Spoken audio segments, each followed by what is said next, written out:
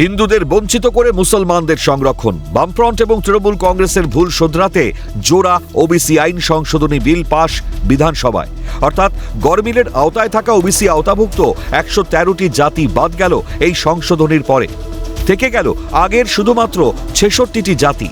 তবে সরকার জানিয়েছে নতুন করে এই শংসাপত্র পেতে সুনির্দিষ্ট বয়ানে আবেদন করা যাবে। সংশ্লিষ্ট কমিশন তার ভিত্তিতে প্রস্তাব করবে সরকারকে। এদিনই ওবিসি কমিশন সংশোধনী বিলও পাশ করিয়েছে রাজ্য। ওবিসি সংরক্ষণ নিয়ে অনিয়মের অভিযোগে বিদ্ধ বিগত তৃণমূল সরকার। সংশ্লিষ্ট মামলায় 2011 সাল থেকে 2024 সাল পর্যন্ত দেওয়া সব ওবিসি শংসাপত্র বাতিলের নির্দেশ দিয়েছিল আদালত। কিন্তু আদালতকে মান্যতা দেয়নি বিগত তৃণমূল সরকার। 6 মাসের মধ্যে 42টা কমিউনিটি চিহ্নিত হয়ে গেল। এটা কোন পদ্ধতিতে হলো? বিজেপি বিধায়ক অরিজিৎ বক্সির প্রশ্ন, কোন জাদু বলে 41টি কমিউনিটি মুসলিম ধর্মাবলম্বী? যে কমিশন 15 বছর ধরে মাত্র 66টা কমিউনিটিকে আইডেন্টিফাই করতে পেরেছিল ওবিসি তালিকাভুক্ত করার জন্য, সেই কমিশন 8ই মার্চ 2010 থেকে 24শে সেপ্টেম্বর 2010-এর মধ্যে 42টা কমিউনিটিকে আইডেন্টিফাই করে ফেলে। অর্থাৎ আপনি যদি গণনা করেন মার্চ, এপ্রিল, মে, জুন, জুলাই, আগস্ট, সেপ্টেম্বর, অর্থাৎ 6 থেকে 6.5 মাসের মধ্যে 42টা কমিউনিটি আইডেন্টিফাইড হয়ে গেল। এবং কি পদ্ধতিতে হলো, কারা করলো, সেটা নিয়ে একটা বিস্ময়ের অবকাশ রয়েছে। এই যে 42টা কমিউনিটি আইডেন্টিফাইড হলো, ভাবতে অবাক লাগে কোন জাদু বলে 42টা আইডেন্টিফাইড কমিউনিটির মধ্যে 41টা কমিউনিটি মুসলমান ধর্মাবলম্বী এবং মাত্র একটি কমিউনিটি হিন্দু কমিউনিটি, যারা ওবিসি স্ট্যাটাস লাভ করার যোগ্যতা অর্জন করেছিল। বিল নিয়ে জোর চর্চা সব মহলে। রঙ্গনাথ কমিশনের রিপোর্ট অনুযায়ী ওবিসি তালিকা তৈরি করেছিলেন তৎকালীন মুখ্যমন্ত্রী বুদ্ধদেব ভট্টাচার্য, যাতে 10% এ ক্যাটাগরিতে আর 7% বি ক্যাটাগরিতে করা হয়েছিল। তড়িঘড়ি হলেও সেখানে তবু কিছু নিয়ম মানা হয়েছিল বলে জানান পদ্মশ্রী প্রাপ্ত শিক্ষাবিদ কাজী মাসুম আক্তার। রঙ্গনাথ মিশ্র কমিশনের রিপোর্ট অনুযায়ী বুদ্ধদেব ভট্টাচার্য সরকার আদার দেন এসটি এসসি আদার ব্যাকওয়ার্ড ক্লাসের একটা তালিকা তৈরি করেছিলেন, যাতে 10% এ ক্যাটাগরিতে আর 7% বি ক্যাটাগরিতে করা হয়েছিল। সেখানে কিছু নিয়ম নীতি কিছুটা হলেও নির্ধারিত হয়েছিল, তড়িঘড়ি করা হয়েছিল বটে, কিন্তু তারপরও সেখানে কিছু সার্ভে করা হয়েছিল, স্টাডি করা হয়েছিল, জনবিন্যাস দেখা হয়েছিল, আর্থিক সামাজিক বুনিয়াদ দেখা হয়েছিল, ইত্যাদি দেখা হয়েছিল। এরপর বিগত তৃণমূল সরকার কোনো ক্যাটাগরির মূল্যায়ন করেনি, জনবিন্যাসের মৌলিক হিয়ারিং করা হয়নি, তদন্ত না করেই গণহারে কোনো কিছু না দেখে তাদের তালিকাভুক্ত করেছে। এর ফলে বিপুল সংখ্যায় ওবিসি সার্টিফিকেট জাল হয়েছে। অবৈজ্ঞানিক পদ্ধতিতে মানুষকে ওবিসি তালিকাভুক্ত করেছে, ফলে তা আদালতে গিয়ে মুখ থুবড়ে পড়েছে। মমতা ব্যানার্জি এসে কী করলো, মুসলমানদের বিপুল অংশের ক্যাটাগরির লোক তারা বাইরে ছিল সংরক্ষণে।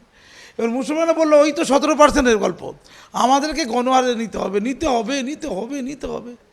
যত লোক চেয়েছে, কোনো ক্যাটাগরিক্যালি মূল্যায়ন হয়নি, তদন্ত হয়নি, কোনো জনবিন্যাস যে মৌলিক যে গবেষণা করতে হয়, যে হিয়ারিং করতে হয়, কিচ্ছুটি ঠিকমতো করেনি।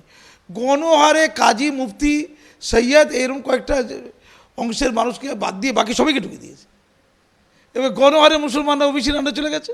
এবার ওবিসির আন্ডারে যাওয়ার পরে বিপুল অংশের ওবিসি সার্টিফিকেট জাল হয়েছে। জাল না হলে আবার সরকার চলে? জালিয়াতি, চুরি, চিটিংবাজি, লক্ষ লক্ষ।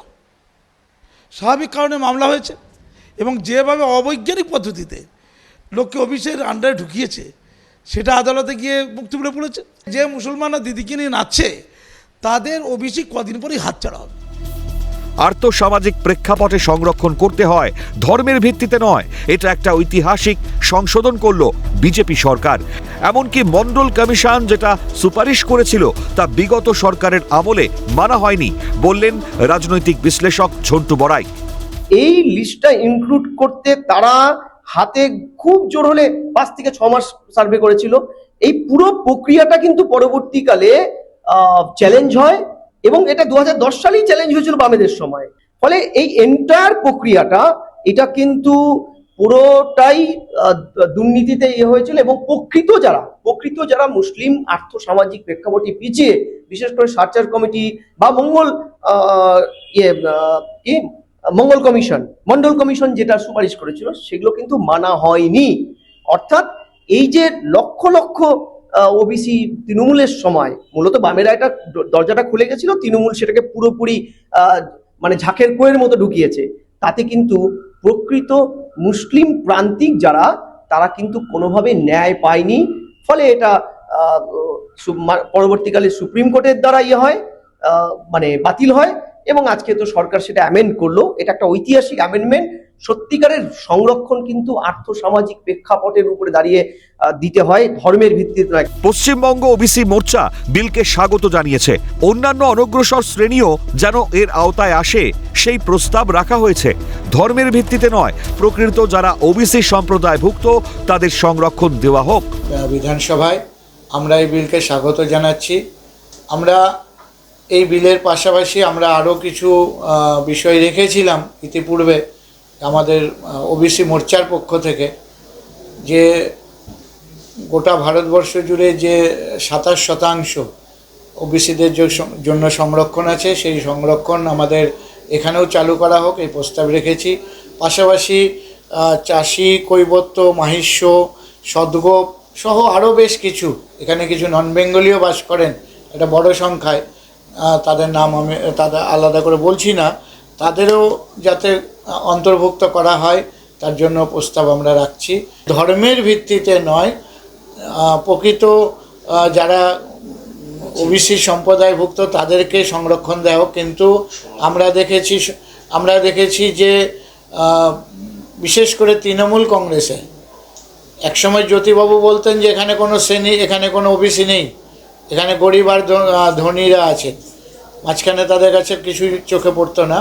পরবর্তীতে মমতা ব্যানার্জির সরকারে দেখেছি তার ভোট ব্যাংক রাজনীতির জন্য মুসলিমদের একটা বৃহৎ অংশকে 10% সুযোগ দিয়ে ঢুকিয়ে দিয়েছিল। আমরা প্রথম থেকে ধর্মের ভিত্তিতে সংরক্ষণ আমরা এটাকে বিরোধিতা করেছিলাম। সরকারি গেজেটে প্রকাশিত তথ্য অনুযায়ী প্রস্তাবিত এই সংশোধনী বিলের মাধ্যমে কমিশনের শীর্ষস্তরের প্রশাসনিক বিন্যাসে রদবদল আনা হচ্ছে। ওয়াকিবহাল মহলের মতে এর ফলে কমিশনের প্রশাসনিক কাজে অভিজ্ঞ এবং উচ্চপদস্থ আমলাদের অন্তর্ভুক্তি নিশ্চিত হবে, যা কমিশনের সিদ্ধান্ত গ্রহণের প্রক্রিয়াকে আরও গতিশীল ও ত্রুটিমুক্ত করবে। ক্যামেরায় জ্যাকি সিং, প্রসন্ন নস্কর, সুদীপ্ত দত্তর সঙ্গে সুদীপ্ত পাল, শুভজিৎ দে ও শুভদীপ মান্না, ক্যালকাটা নিউজ।